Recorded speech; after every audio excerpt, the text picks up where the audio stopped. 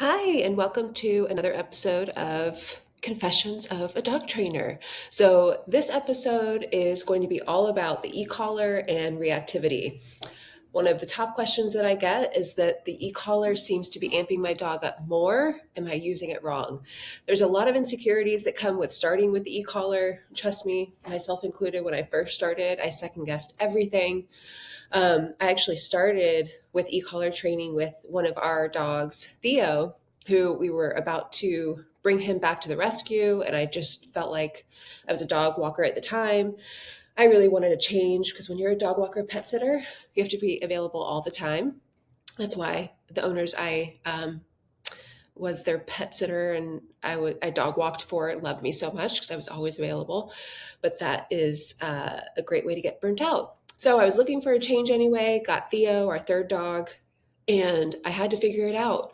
Some of you may have already heard me talk about this story, but I just started Googling dog training, stumbled upon a bunch of videos on YouTube, some trainers I really resonated with. They were balance trainers, and just started doing the things that they talked about. So my hope is that by sharing what I share on here, it's encouraging for you. It helps you take your e-collar training to the next level, helps you feel a little bit more confident.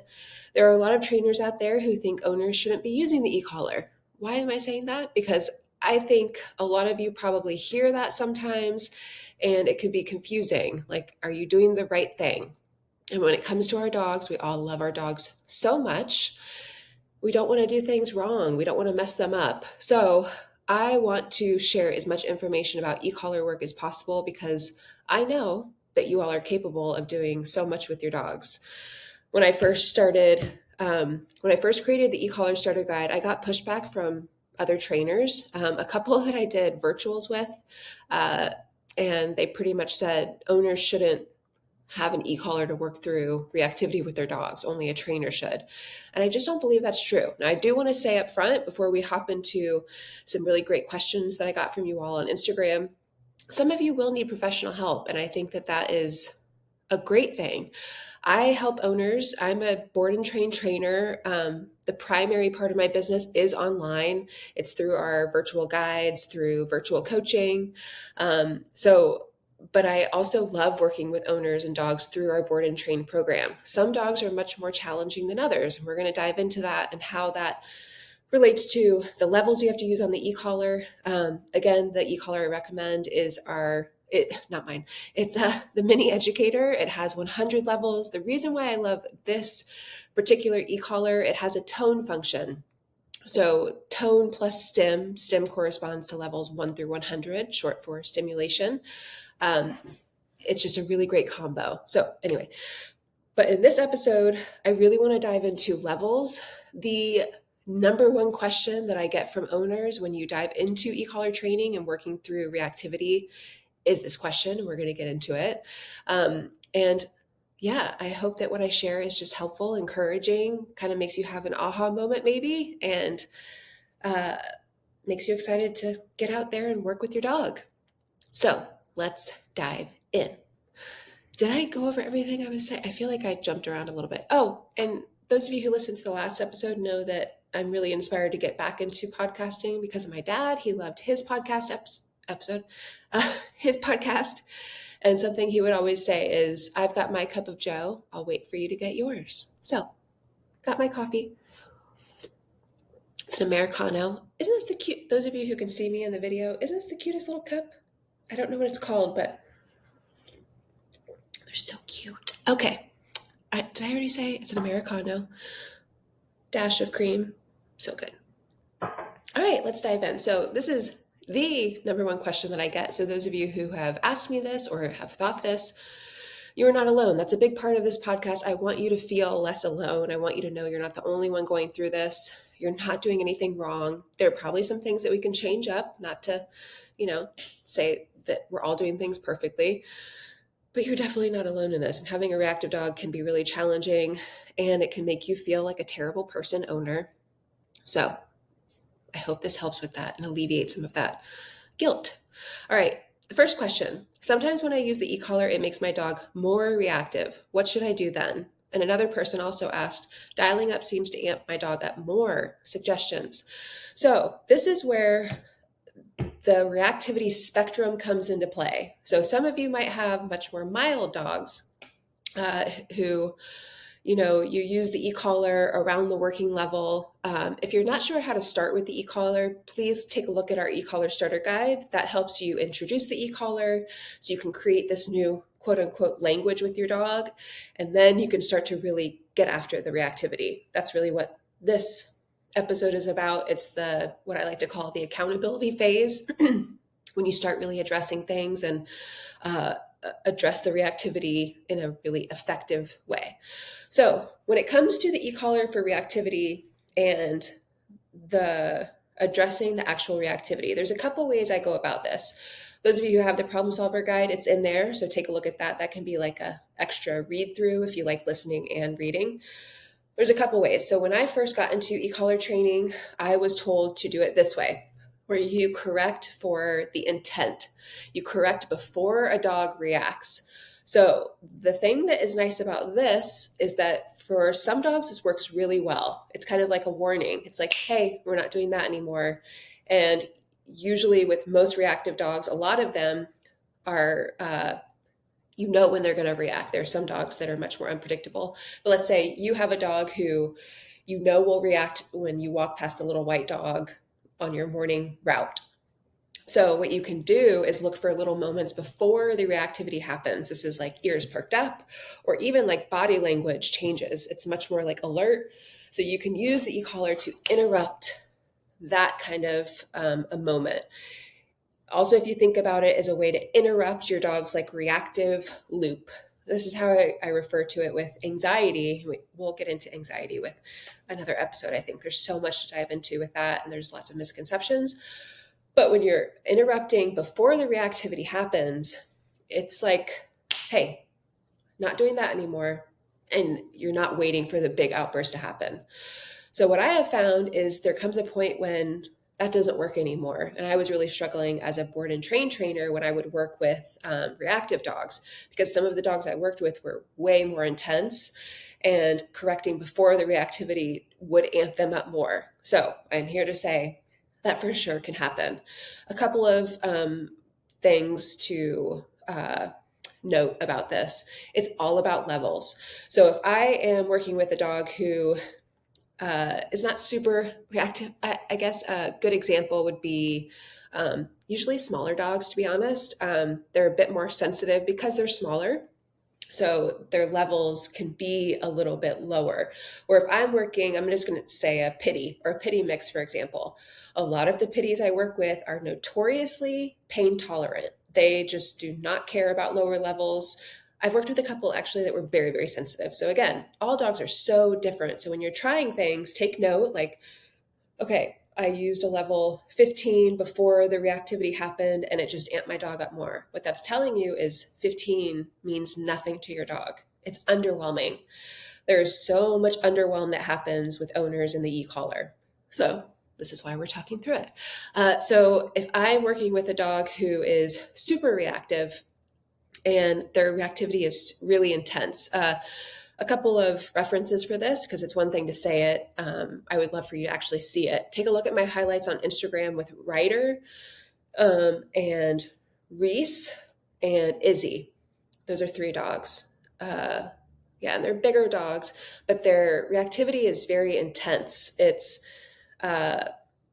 you can just feel it. It's just a different level of reactivity. And maybe this just comes from me working with different reactive dogs and knowing, like, on drop off day, when I see a dog react, I'm like, oh, wow, this is like super intense.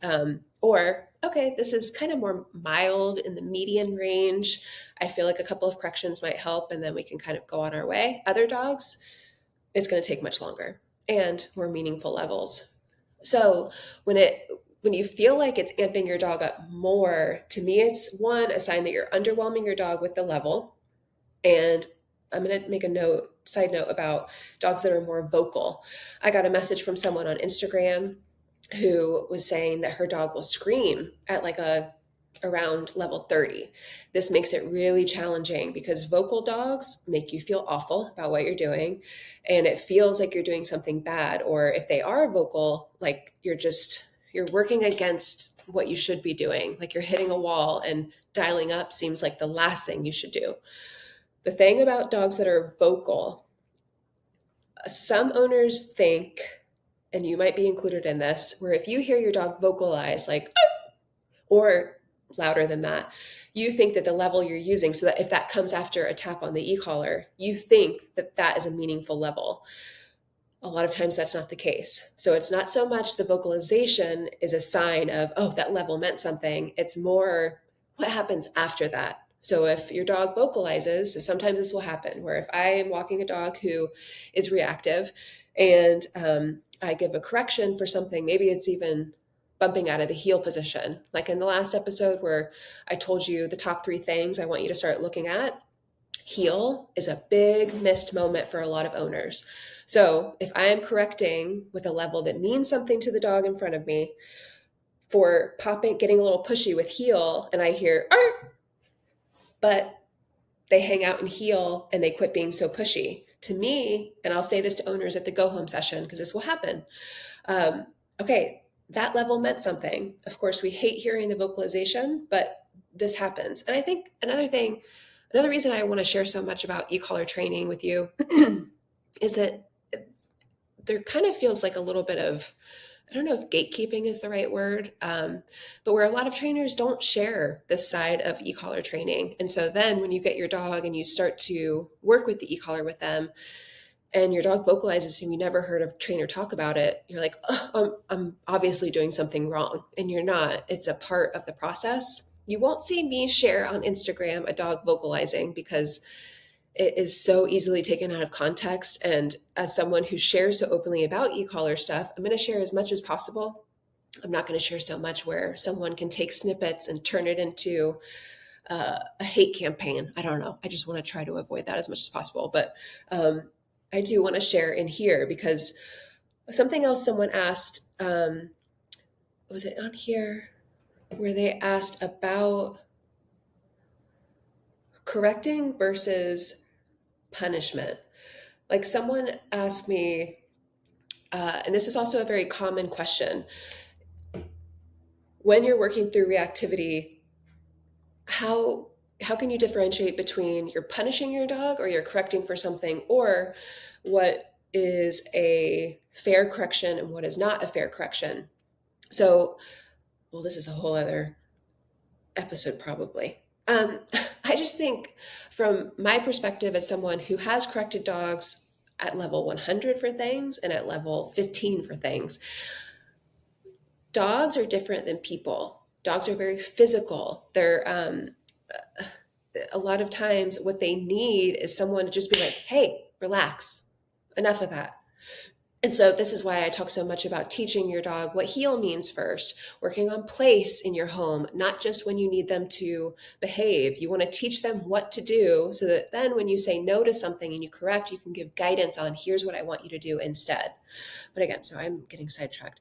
If I go back to the levels, so if you are using a level 30 on the walk and you think that is high, but when you use it with your dog, what do they do after you correct with that level? If they keep doing the behavior you don't want them to do, take note. Okay, 30, I used 30. My dog still kept barking and lunging. So that tells you that level is underwhelming. I know this is hard for a lot of you because dialing up is not easy. I totally get it. I was right there with you when I first was working with dogs as a board and trained trainer. And I struggled a lot because I wasn't willing to dial up. I was really nervous. And it took another trainer friend of mine to actually do it in front of me. She's a local trainer. And we bumped into each other at the farmer's market. And she was like, you're still struggling with reactivity? The dog is about to go home after 2 weeks. And I was like, yeah, what I was missing was dialing up and finding a level that meant something to her. So I'm here to tell you, if you are using the same level over and over, and take note of this, what levels have you been using? This is what I always ask people whenever you message me in my DMs on Instagram, and I try to help as best I can. What levels are you using? And a lot of times I'll hear someone say, I've used high levels with my dog before, and then I'll ask, what's the high level? 35. 35 is not high to your dog then. So there's 100 levels. There's a lot of room for growth, which can be really overwhelming. But what I would encourage you to do is a couple of things. One, take note of the levels. Two, the timing. Okay, so this is right. So what I used to think was the only way to address reactivity was to address the moments before the reactivity. Correcting the intent is what the trainer said, and what I've said too, because you mimic what when you first start with training as a trainer, and really with anything, when you first start out, you're looking for like, how do I do this? Am I doing this right? You're looking for feedback, reassurance. And so you try something, see if it works, and you go from there. So I went right along with that. Then I heard another trainer a couple years after getting into board and trains talked about correcting the actual reactivity. And this is the first time I ever heard a trainer say this, because it felt very like a lot of trainers don't share openly about this. And I'm sure the reason is it can be taken out of context, and it's scary sharing about this stuff. So if you follow trainers who share openly about e-collars and prong collars, send them a little message. Thank you for sharing this. It is not easy. People can ruin businesses based on things you share on Instagram, and a lot of people are against e-collar training. And I get it. There's a lot of misinformation out there. Um, so when I heard this trainer say correcting the actual reactive moment, so when your dog goes to bark and lunge, that's when you correct. So I started doing that, and it made the biggest difference. Now, the thing I want to say is this does feel kind of like a trainer move because of our experience. So for me, I know that a dog will be okay after correcting with a higher level. So if I'm working with a dog, a great example is Reese, a German Shepherd. She came from Georgia. I love her owner so much. I wish I could hang out with the owners I work with through our board and train. So she's super, super reactive. You can see if you go to her highlight on my Instagram, Reese, I think she has 2 highlights, and I did this with her, and it made a huge difference. So her reactivity was so intense that her level that I used when I did this was higher. I mean, from 80 to 100, I want to say. I may have even shared in my stories.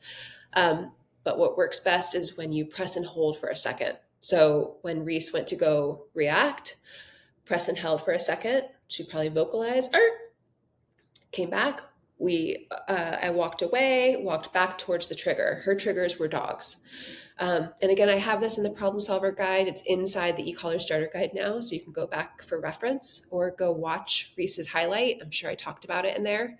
But the thing that is so powerful about this is with dogs that are reactive and they're continuing to react, and you feel like you're using the e-collar right, but underwhelming your dog. And I'm sure a lot of you by now know that you're doing that after things I've said, hopefully. You have to make the reactivity uncomfortable. You have to make that behavior of reacting towards whatever the thing is uncomfortable. Now, there's other ways to do this. Of course, you could distract. There are some trainers out there who want you to avoid the triggers that your dog reacts towards because correcting is bad.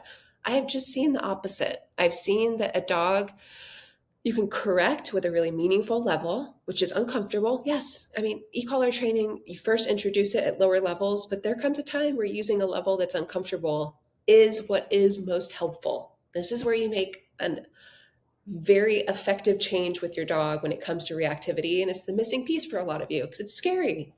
Let's just say that. It's scary using an e-collar at higher levels. So if you want to talk this through more, please set up a virtual call with me. I do 30-minute coaching sessions. I'll link it in the show notes if you want to take a look at that. It's a great way to talk through things in a more personalized way, and they're pretty much reassurance calls. I can give you some steps specifically with levels based on my experience, and it can be super helpful. But for those of you who are like, I just want to do this on my own, let me try. With the correcting the actual reactivity, your level has to mean something. So this is the thing about if you're using a level and it seems to amp your dog up more, I know you're underwhelming your dog. It's more, if you think about it, it's more annoying than anything. So you might think that 25 is high for your dog, but if your dog keeps reacting, it's not meaningful enough. You need to dial up. So the next time I would try maybe 10, 15, 20. Most of you are going to continue to underwhelm your dog for a bit because it's nervy dialing up. Where for me, a trainer who has experience doing this and knows from start to finish working with a dog with some corrections in there, It's really helpful for the dog too. Of course, it's uncomfortable, but once you are able to say no in a meaningful way, then you can say yes to so many more things. And that's why e-collar training, to me, it opens up your world. It allows you to do more, but you need that piece of saying no to things in a meaningful way. So, reflecting on levels, because I know this can be a lot to take in and think about. One, reflect on the levels you've been using. Be honest with yourself. Okay, I used level. Okay, and I'm telling you from a lot of owners say 35 is high for them. So if that is your level, or if it's 45, or if it's 65, next time I want you to try higher. Start with 10 levels above what you're currently using and see what happens. Next is the timing. So if, well, a couple of things. I want you to be sure to have heel under control. Someone sent me a video the other day, which is so helpful. It's nice seeing what's going on because it helps me give you a better answer, more personalized. Her Sheltie was, she says, what's the question? My Sheltie walks great, but barks incessantly on walks out of excitement or anxiety. And she said, my Sheltie walks great. Now, the videos she sent me, and this is no judgment, this is more, maybe that's great for some people, but to me, with a trainer eye, and hopefully it can help you see this, when you're working with your dog who is reactive, if they are out in front of you, they are like the neighborhood watch. And that is not helpful for reactivity. What you want is for them to be next to you or a little bit behind, so that a great way to tell this, I said this, I think, in the last episode, but I can't say it enough. Turn into your dog. If they turn with you, that means they're in tune with you. They're in a great position. If you turn into your dog, catch them off guard, don't do it slowly and like give them time to readjust. Move into your dog. And if your leg hits their body and they're like not in tune with you, let's tweak it a little bit. Let's tweak focusing on e-collar heel. Okay, I'm gonna get a little coffee. Okay, so again, go back to heel. How does it look? Does it look like you see me when I'm walking dogs? If not, let's work on that a little bit instead of jumping straight to addressing the reactivity. Next is your timing. So if you've been using it to correct before the reactivity happens, one, if you're reflecting on your levels, you can try first with, all right, let me dial up 10 and catch the little moment before the reactivity happens and try that again. The thing about catching moments before the reactivity is a lot of owners hesitate. It's harder to tell when should I tap. And so something that has helped me when I'm doing that is when you think, if you're wondering, should I tap now? Do it. Don't second guess yourself. This is what I tell owners at the go home session for the board and train all the time. When we're walking and we're just working on heel first, because again, that is priority one before addressing the reactivity. Get that under control. I always say to the owner, because I have pretty much right away, well, what I'll do, maybe this will be insightful for some of you. I walk with the dog first. I actually ask the owner, how do you learn best? Would you rather hold the remote and start walking right away, or would you rather see what I do first? And I'll kind of talk through how I'm using the e-collar. Most of the time they want me to do it first, so I'll do it first. I tell them when I'm tapping, why, and then I hand over the e-collar and leash as soon as I can, because you're going to be the one doing this work at home. I'm not always going to be walking with you. And so what I find is some owners will ask, should I tap now? If you're wondering that, the answer is yes. A lot of you are hesitating. So if you even tweak that, it's like a small moment that can make a big difference. Maybe tapping like right when you're thinking about it, instead of hesitating, and then tapping. Try that too. Maybe it's your timing with that. The other thing to think about is, have you tried correcting the actual reactivity? If not, that might be your next best thing. Like if I've talked with an owner who still is struggling with her dog's reactivity, and it's been about a year. If you are to that point and you've been using the e-collar, she said she took a step back from using the e-collar. I totally get it. This stuff can be really overwhelming. So again, I hope this helps. You might want to try correcting the actual reactivity. And her dog is really vocal as well, which can make it even more challenging. With your vocal dogs, I would recommend trying to work through this at a distance from other dogs and people. Don't go to the farmer's market. Don't go where you're walking right next to other dogs, because all of us worry about what people think about us. And when you're first doing this, if you have a vocal dog, you're going to hesitate. And it's just, you probably won't follow through with the e-collar when you should. So working at a distance can be really helpful for that. Yeah. Okay. So I think that those are some steps to think about. Reflect on your levels, think about timing, try to not hesitate, and maybe switch up how you use it. Because I'm telling you, with the dogs that are more intense, correcting the actual reactivity can be a total game changer. So there is that. And again, with that, it's levels. So if I'm working with I get a new dog in on Thursday. I'm super excited, a really reactive dog. Um, but if I'm working with, let's say, Reese, if you go and look at her highlight, super reactive.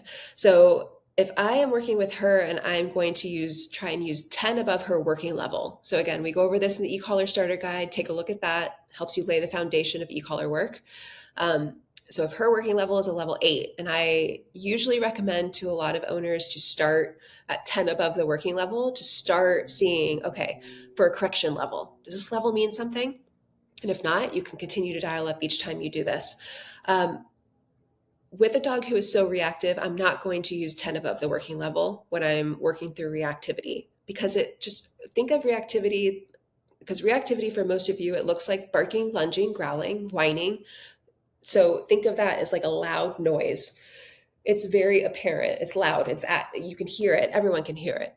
So if you're using a level that's lower, or if it's 10 above the working level might be underwhelming to your dog, think of it as it's not a loud enough level to really mean something and snap your dog out of that reactive moment. I hope that's helpful. Oh my gosh, there's so much to talk about when it comes to reactivity and e-collar stuff. And it's just, when I'm talking about this, I'm trying to squeeze everything into it, and we can always dive into this more. I love that so many of you asked so many great questions. I usually ask these on Instagram. Uh, so many of you asked great questions, and so I want to get to all of them, but I also don't want to make this too long of an episode, but whatever. Okay, let's see. And let me know if you have questions about this. Please feel free to message me on Instagram. That's the best way to get a hold of me. So that you can maybe tell me the levels you're using. I just want to help you. I want you to enjoy walks, because it changes your life when you can enjoy walks with your dog, because then you can do more and it just makes things more enjoyable. Let's see. So this is another example of heel and why it's so important, but this is a great question. Not breaking heel, but super hyped up at certain spots. Low level tap. So you can also think about the e-collar as like a mindset interrupter. So I talk about this with anxiety, where you're using the e-collar in a way it feels like you're interrupting the anxious loop. So think about your dog as like a hamster on a wheel when they're in that anxious loop, and also reactivity. So when your dog is out on the walk and let's say they're like hyper aware of everything, that's like a reactive loop where it's just like on, but they're in heel. So their body is in heel, but their mind is not in heel. So you can use the e-collar as a way to be like, hey, relax. So think of it like that too. It's just a way to kind of snap your dog out of that uh, excited mindset. And it can be a really powerful tool for that. So with levels, so for that on the walk, and she asked low level tap, I would say no. When you're working through this stuff, I think you need to start thinking about dialing up a bit on the e-collar. Because if I'm working with a dog who's super amped up, and you could use a lower level tap, you could try it. Try it. That's what I want you to do, actually. Because I don't know levels. There's 100 that we're working with the e-collar, the mini educator, and all dogs are so different. But when I am working with dogs on the walk and they're reactive, and like hyped up about things, I'm usually not using lower levels. It might be a little above the working level.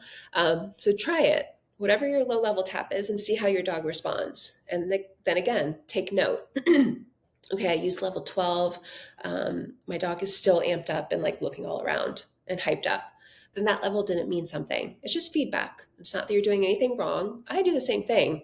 So when you start thinking about these little moments and little tweaks that you're doing with the e-collar, or trying a level, trying your timing, it's feedback. It's not a setback. You're not doing, I know it can feel like you're doing things wrong, but I'm telling you, as someone who has done this with dogs for the past 6 years and tried things and see what works, timing, levels, dogs are resilient, and we all learn from working through this. So try the low level tap. If it doesn't work, try dialing up. And I would encourage you to dial up 10 higher. Don't just dial up 2 higher. Let's bump it up a bit because you really want it to be like, hey, no, enough. And underwhelming is something that a lot of owners do. So no more underwhelming our dogs. Okay, let's see. Oh, I love this. My guy is only reactive in the house towards people and dogs passing by the house. The e-collar seems to amp him up more. He also reacts to dogs on the TV. How do I get him to relax? He literally spins in circles. Okay, so this goes back to I want you to really focus on creating a routine for your dog in the home. So a good example is when I have a board and train dog in, and this is why board and trains are so transformative. And a lot of you can do the same thing. It's just, I think as a trainer, I know how powerful this is. And a lot of owners might think, well, my dog is on place for too long, or it's too much kennel time, or whatever. When I get a board and train dog in, and if I get a dog who's barking at the TV, I am not letting the dog into the house and letting them do whatever they want. Because if your dog has consistently made bad decisions, barking at the people outside, barking at the dogs on TV, they don't have clear direction. And what happens is that then you come in when the big bad behavior happens and you want your dog to listen. No, don't do that. You get the e-collar. No. And your dog just keeps barking, keeps doing the thing. There's a clarity problem. So to me, it's a like I feel like if there was a neon sign going up, it would say, you're not giving your dog clear direction on what they should be doing. You're just expecting them to know what they should be doing. What I would recommend is a daily place practice. And anytime your dog is inside, I want you to have them on place first. Anytime. So the free time would be a walk or backyard time or supervised playtime in your home if you live in an apartment. But make time for the walks, for the exercise. Come inside, put your dog on place. I'm telling you, if you do this pattern, you'll be blown away by what your dog is capable of. Also, what is helpful for this is that then you're strengthening that place muscle. Okay, when we come inside, I get on place. And you'll see it with a lot of dogs. I hear it all the time. My dog just goes straight to place now after a walk because we've been doing it so often, which is great because then when the dog hops on, what? Oh, it's backwards. When the dog hops on the TV, then you have a new routine that your dog knows and expects. Maybe in the moment when the dog is on the TV or the vacuum comes out or the person walks by the front door, your dog seems to forget. This is where an e-collar language comes in handy. This is why I think it's so valuable to introduce the e-collar, introduce recall. We go over this in the e-collar starter guide. Create a really solid recall so that then you can have a clear communication on what is expected in those high energy moments.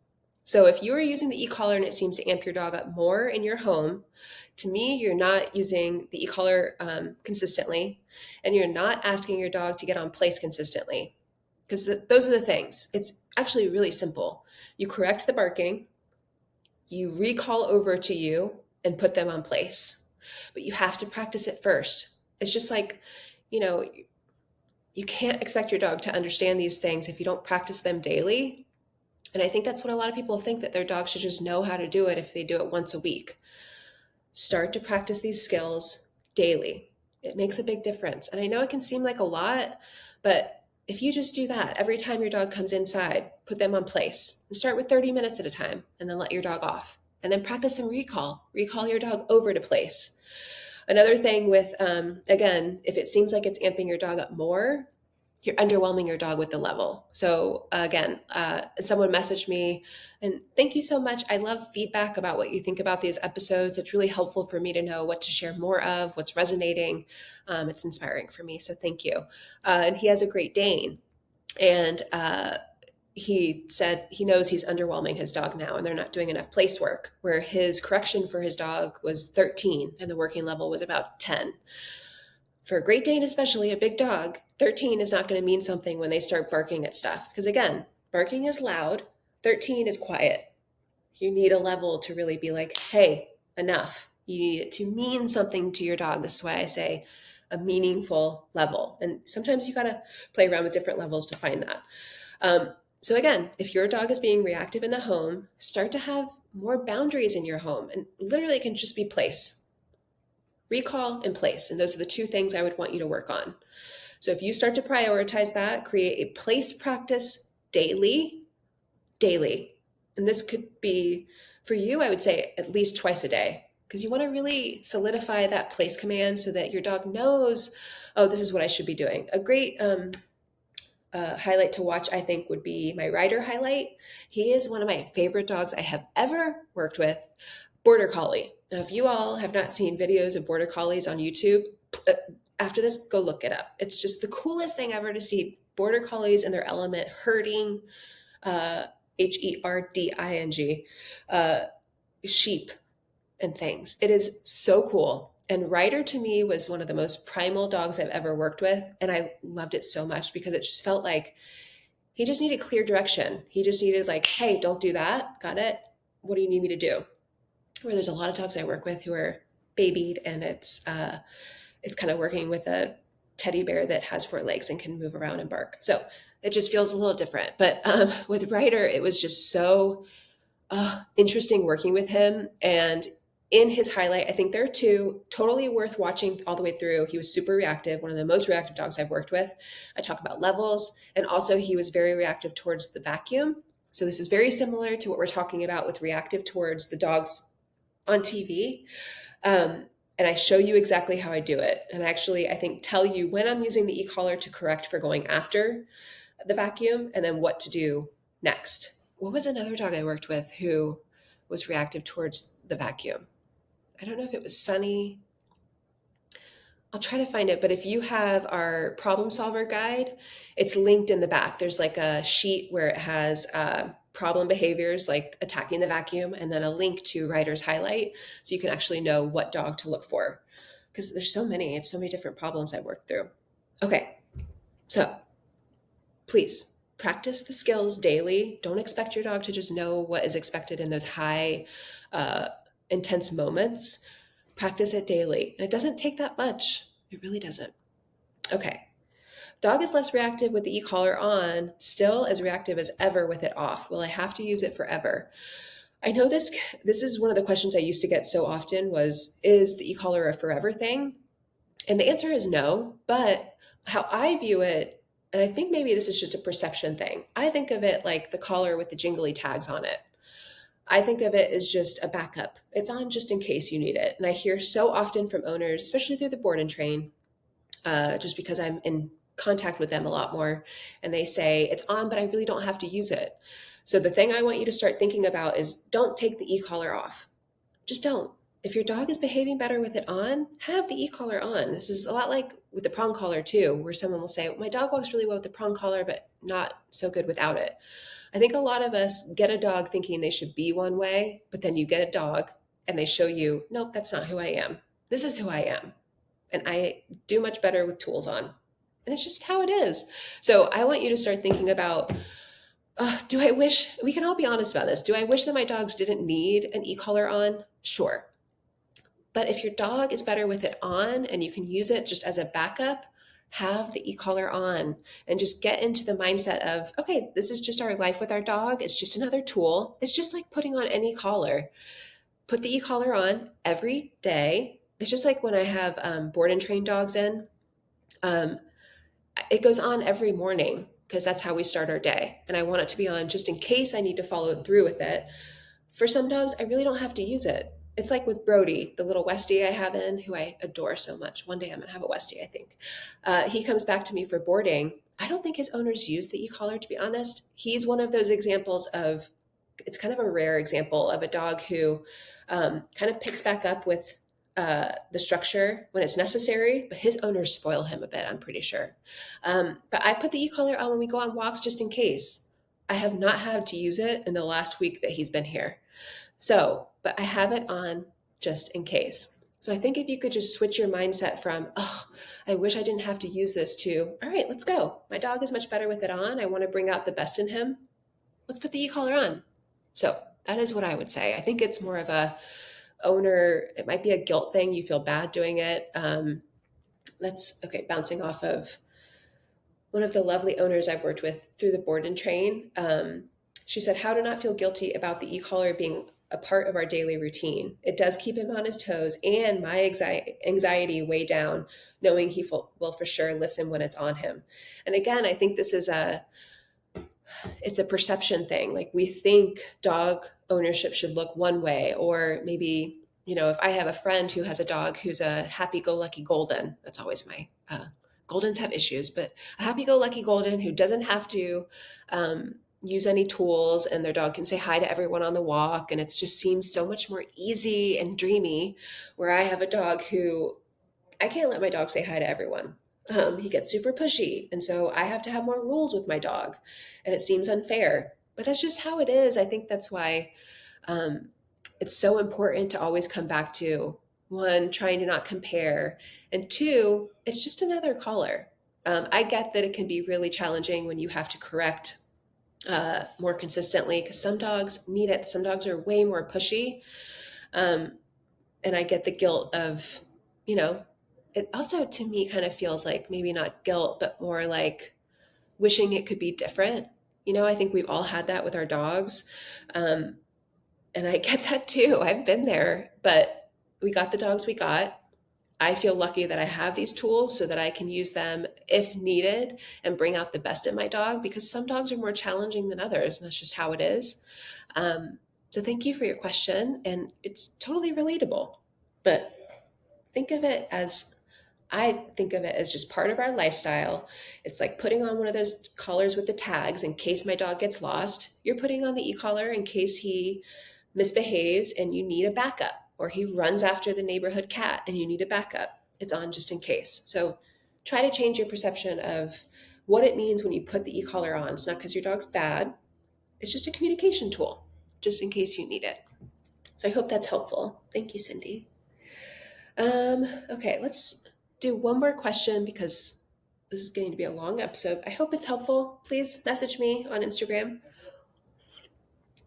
Let me know. Let me know if you have any other questions. Maybe we can piggyback on it in the next episode. Okay. I've heard that using an e-collar during a reaction makes the reactivity worse. How do you handle this? So we kind of touched on this in the beginning, where if you underwhelm your dog with the level, it can seem like it's making the reactivity worse. And so I've seen this and I've heard this from you. So it's all about levels and timing. So again, come back to reflecting on it. What I have actually seen is that it doesn't make the reactivity worse. The reactivity is already bad. Excuse me. Oh my gosh. Sorry. So the reactivity is already bad. You're not going to make it worse. The only way you could really make it worse is by not addressing it and just letting it keep going, really. So if you use the e-collar and it seems to amp your dog up more, it's just feedback. It's not a setback, it's feedback. So if let's say I do that with a training dog, and it's happened for sure. Okay, I used a level of 45 with this dog and they started reacting. They kept reacting. I didn't stop it. To me, it's feedback. Okay, let's reset. So what I would actually recommend to you, I don't know if I've said this yet, but when that happens, take it as a missed moment. Keep walking, no big deal. Okay, don't have your dog sit and try to work through it in that moment. That's just so much frustration on both the handler and the dog side. Use movement. Movement is your friend when working through reactivity. And I've heard some of you say or tell me, actually having your dog lay down helps. That's great. Try these different things. But for someone who is thinking that they need to have their dog sit and work through it and get them to behave in that moment, no, keep movement, keep moving. Use movement. It's so helpful. Then you can reset because adrenaline kicks in too. Guilt, feeling overwhelmed, reset, walk away. Reflect on your levels. If you see another dog coming, don't use some distance too if you need to. But reflect on your levels. Dial up a bit and try again. Set feedback, not a setback. Okay, so I hope that's helpful. Yeah, I think those are some really good things to think about when it comes to levels and reactivity. We have so much more to talk about when it comes to this. And I think I can't say this enough because I know so many of you are underwhelming your dogs because you think the level you're using is meaningful or it's a high level. It might be meaningful or high to you, perception wise, But if your dog keeps doing X, Y, and Z after you use that level, your dog is showing you that level was not meaningful enough. So it's time to dial up a bit and start with dialing up 5, dial up 10. I hear it all the time though when I talk to owners through our virtual coaching program or sessions. Dialing up makes all the difference. So sometimes you just need some reassurance that it's okay. And yeah, reassurance that that should be the next thing you should try. Try it. That's all I'm asking. Yeah. All right. I wanted to share a confession really quick because this is called Confessions of a Dog Trainer. And sometimes I think I want to relate to you. Whenever you send me questions or I hear from you, I I want you to know you're not alone. That's a big goal of mine with walking dog training is for you to know that.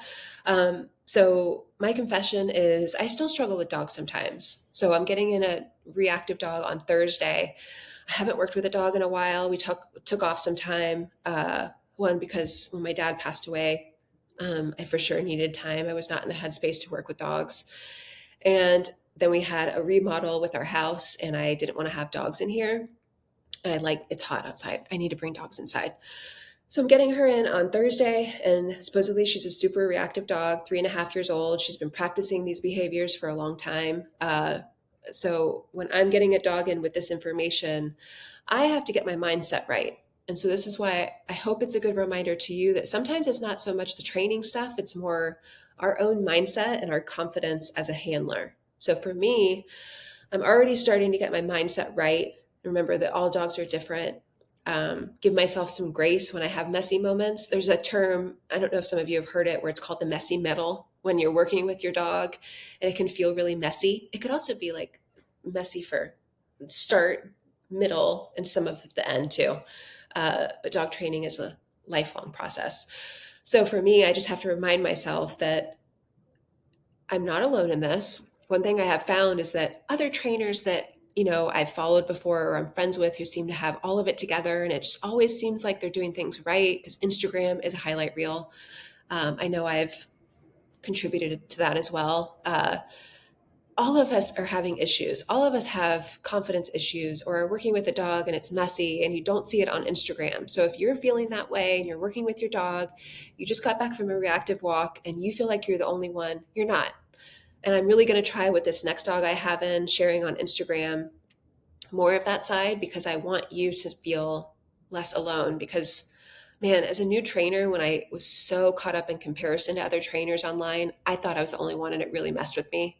Um, and then I, started to hear from other friends like, oh, no, you're not the one. I just went through that too. And I was like, why didn't you share that on Instagram? But just a reminder that not everyone shares everything on Instagram. Okay, so I hope this was helpful. If you took some notes, I love that so much. I love note taking.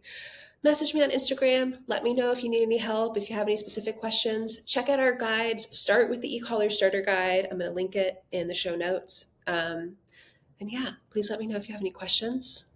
I hope you have a great rest of your day and week. Till next time. Bye.